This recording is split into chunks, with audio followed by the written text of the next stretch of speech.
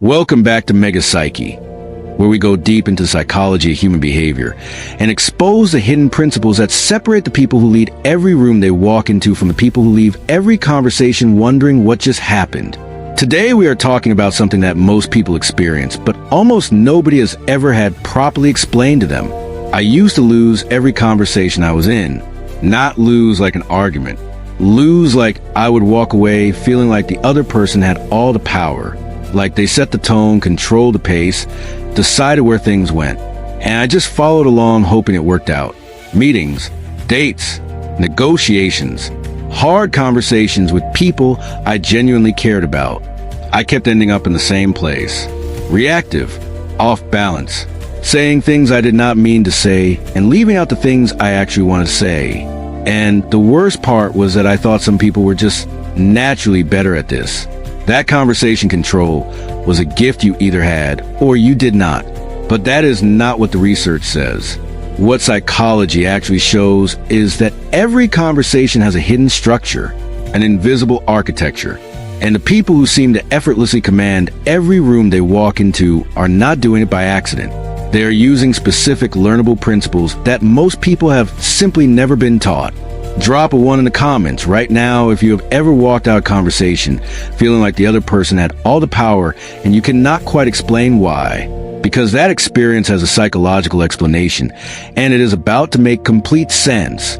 Here are 5 psychological principles that will make you clearer, calmer, and significantly more powerful in any conversation you walk into. Principle 1. Set the frame before the conversation starts. Here is something that changed everything for me once I understood it. Whoever sets the frame of a conversation controls it. Full stop. I used to walk into difficult conversations cold. No setup, no deliberate tone. Just hoping the other person was in a good mood and things would go smoothly. And they almost never did, because I was letting them set the frame every single time without realizing it. Here is what framing actually means psychologically.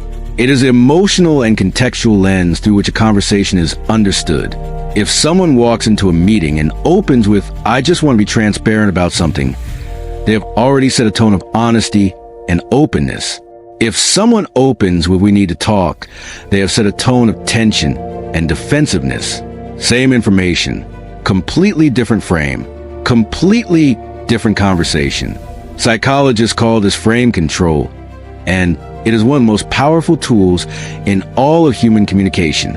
The brain is extraordinarily susceptible to the frame established at the very start of an interaction. Once that frame is set, everything that follows gets filtered through it. Every word, every response, every interpretation.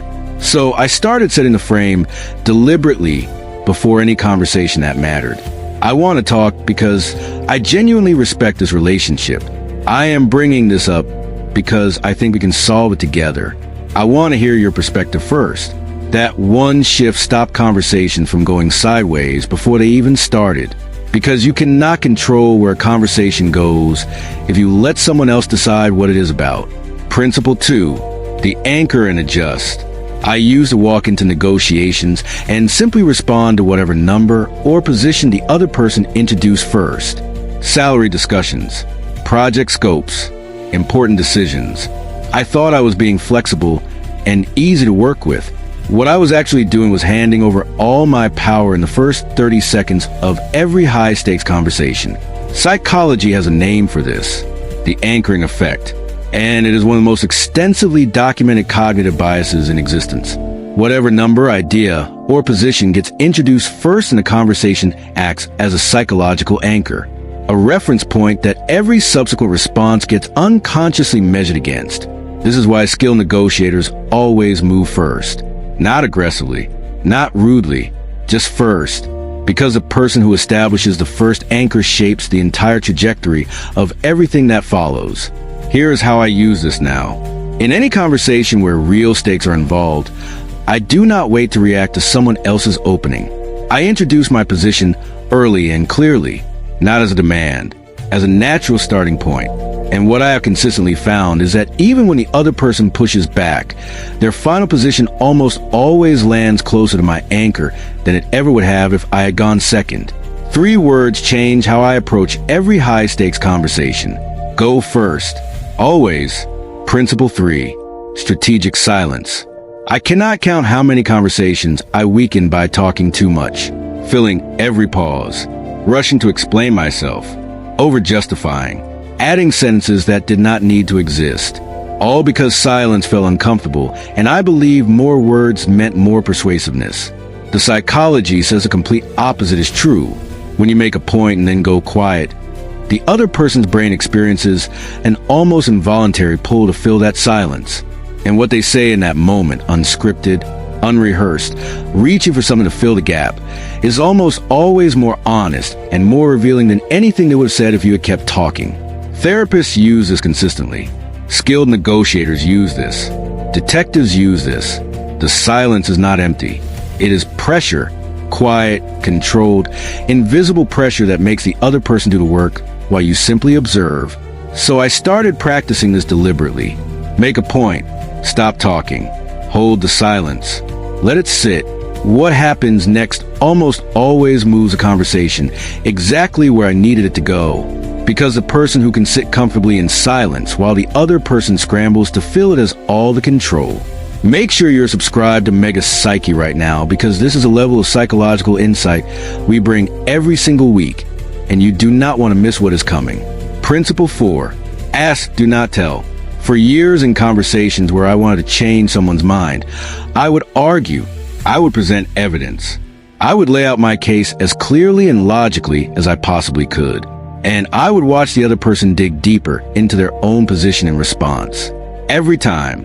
Not because my logic was wrong, because of something called psychological reactance. When people feel they're being told what to think, their brain automatically resists. It is a deep defense mechanism. The more you push, the harder they push back. Directly trying to change someone's mind is often the least effective possible way to change their mind. But questions bypass that defense entirely. Psychologists call this the Socratic method.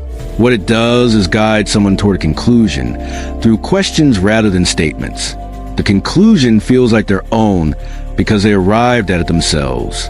And conclusions people reach themselves are infinitely more persuasive than conclusions handed to them from outside.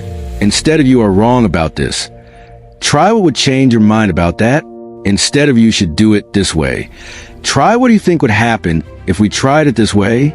Switching from statements to questions in difficult conversations is like switching from pushing a door to pulling it.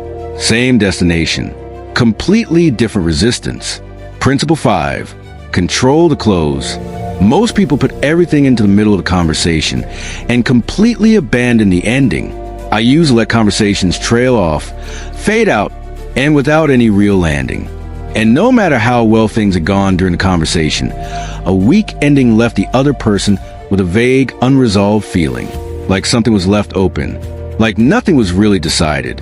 Here is the psychology behind why the ending matters so much. It is called the peak end rule. Psychologists have found that people do not remember an experience based on the average of how it went. They remember it based on two specific moments: the peak emotional moment and how it ended.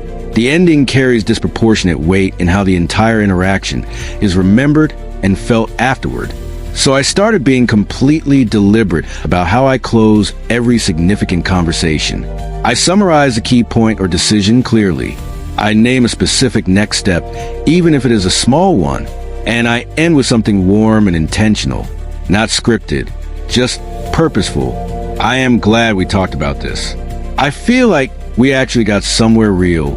I will follow up by Thursday. Those closing words carry more psychological weight than most people ever realize. Because the last thing someone hears from you in a conversation is the thing their brain holds on to. It shapes how they feel about you, how they feel about what was discussed, and whether they walk away wanting to continue the relationship or quietly relieved it is over. Control the close, and you control what people carry with them long after conversation ends. Here is what all 5 of these principles have in common. None of them are about being louder, more aggressive, or more dominant in the way most people picture when they hear the word control. They are about being more intentional, more present, more aware of the invisible forces that are already shaping every conversation you are, and whether you know it or not. Because here is the final psychological truth. You are always either controlling the conversation or being controlled by one. There is no neutral position.